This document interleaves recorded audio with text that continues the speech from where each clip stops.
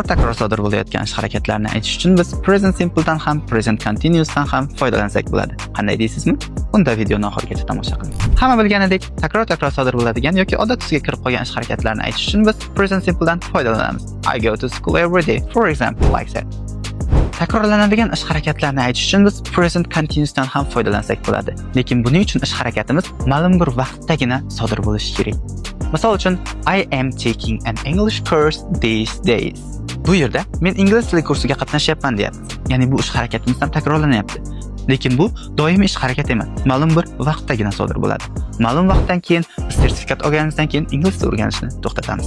Present simple ni ishlatishimiz uchun esa o'sha ish harakat doimiy, takror sodir bo'lishi kerak. Demak, biz present simple ni permanent, ya'ni doimiy ish harakatlarni aytish uchun ishlatamiz.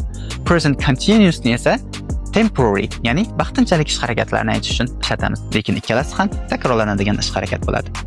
Endi esa shu kunlarda qattiq ishlayapman gapini izohlarda tarjima qilishga harakat qilib ko'ring.